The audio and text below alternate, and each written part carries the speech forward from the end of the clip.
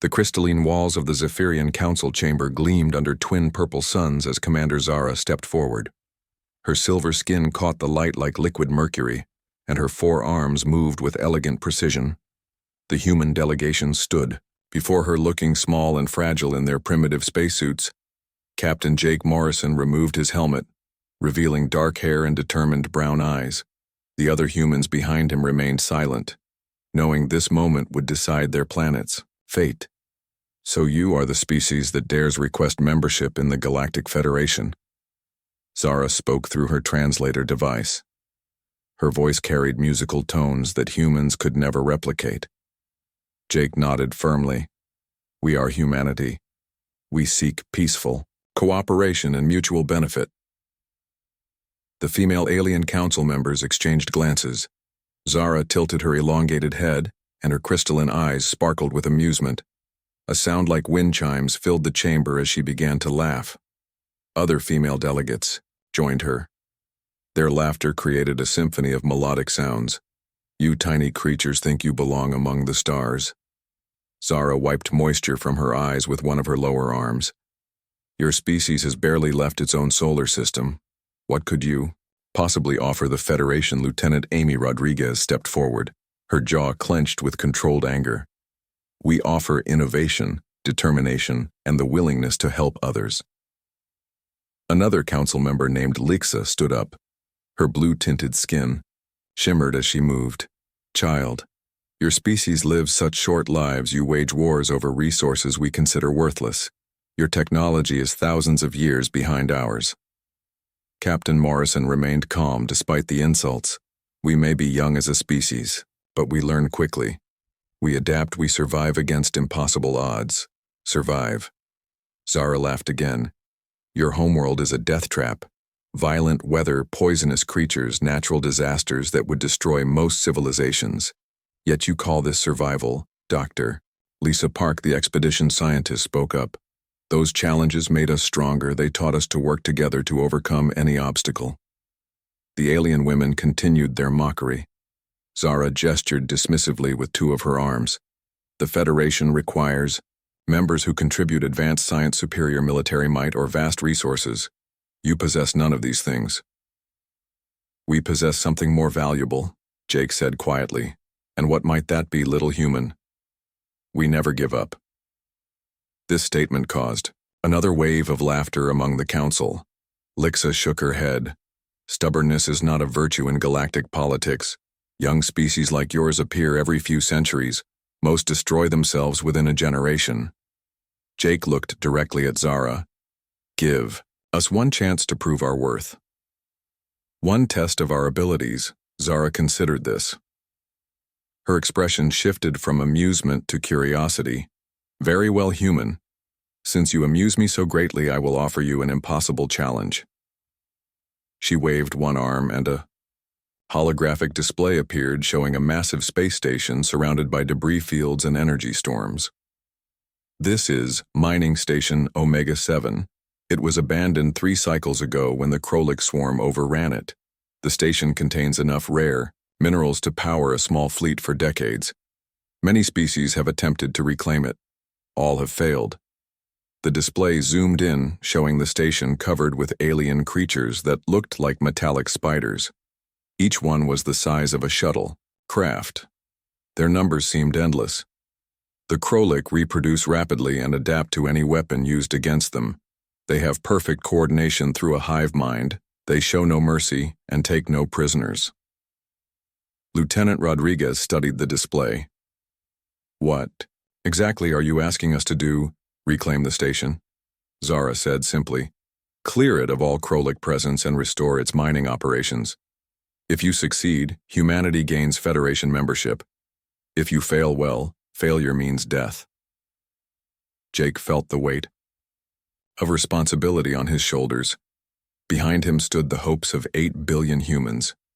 He thought of Earth, of his daughter growing up under alien threats, of humanity's future among the stars. "We accept." More laughter filled the chamber. Lixa shook her head. "I almost pity you humans. Your bravery exceeds your wisdom." 3 days later, the human task force approached mining station Omega-7 in their small fleet. Jake commanded the expedition ship UES Endeavor, alongside 5 support vessels. The Alien Council watched through long-range sensors expecting entertainment. Dr. Park ran final scans. "Sir, the station has over 10,000 Krolak aboard. Energy readings show they've been feeding on the power cores." "Any weaknesses in their formation?" Amy asked. "They're spread throughout all levels but concentrated near the main reactor. They seem to be using it as a nursery." Jake studied the tactical display. His crew looked to him for guidance. These were good people, volunteers who believed in humanity's potential. They deserved better than a suicide mission. "All ships, this is Endeavor. Actual. Remember, we fight for more than ourselves. We fight for every human child who dreams of touching the stars." The attack began with precision strikes. Human ships moved in coordinated patterns using hit-and-run tactics. The Krolak swarmed out like angry hornets, but human pilots danced between their attacks. Within the council chamber, Zara watched with growing interest. The humans moved differently than other species. Their ships seemed to anticipate each other's needs without communication. How are they coordinating so effectively? Lixa wondered.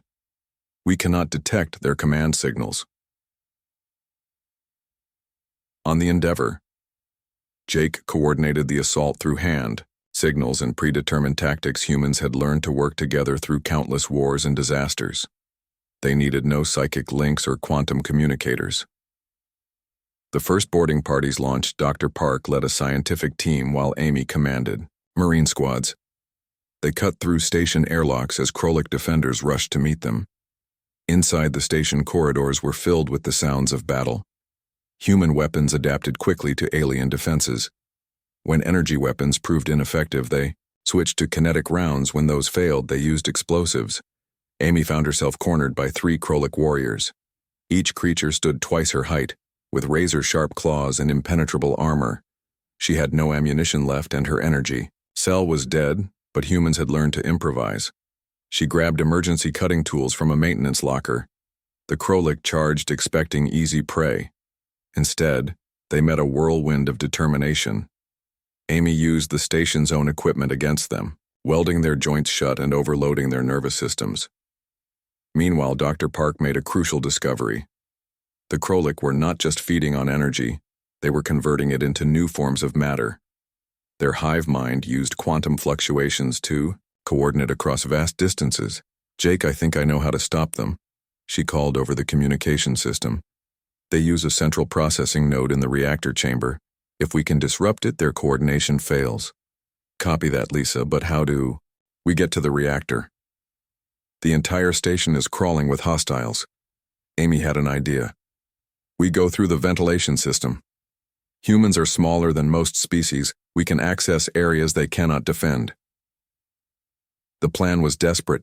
Jake led a small team through maintenance shafts while the main force provided distraction. They crawled through spaces barely wide enough for human bodies, past electrical conduits and coolant pipes that would kill most alien species. The reactor chamber was a nightmare of activity. Thousands of Krolak larvae fed on pure energy while adult warriors stood guard. The central processing node pulsed with alien intelligence at the chamber's heart. "One shot at this," Jake whispered to his team. "Lisa, you disable the node. Amy, you cover our exit. I will handle the big ugly in charge." The Krolak Queen was a massive creature 3 times larger than her warriors. Her carapace gleamed with absorbed energy, and her eyes showed alien cunning. When Jake dropped from the ventilation shaft, she turned toward him with predatory focus.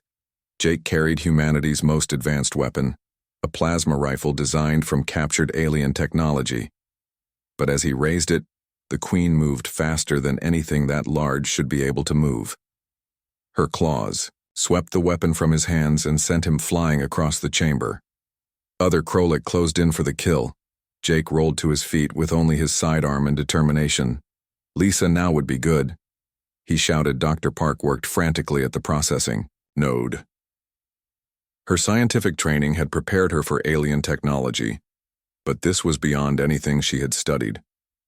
The device seemed to anticipate her efforts.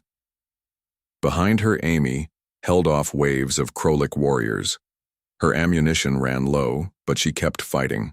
Using maintenance tools as weapons and her knowledge of alien anatomy from the expedition briefings, Jake faced the Queen with nothing but human stubbornness. She was faster, stronger, and better armed, but she had never fought a species that refused. To surrender, he used the chamber layout against her, leading her between energy conduits that would fry most organic tissue. Humans had evolved under conditions that would kill other species. They could survive radiation levels that destroyed alien nervous systems. The Queen lunged. Jake rolled under her massive form and triggered an emergency release on the reactor's cooling system. Superheated plasma flooded the chamber. Jake sealed himself in a maintenance alcove while the Queen writhed in agony. Got it, Dr. Park shouted as the processing node went dark. Throughout the station, 10,000 Krolak suddenly lost coordination. They stumbled into each other, confused and vulnerable. Human forces pressed their advantage. The tide of battle turned in minutes. In the council chamber, Zara stared at her displays in disbelief. The impossible had happened. The humans had not just survived, they had won. How did they do it?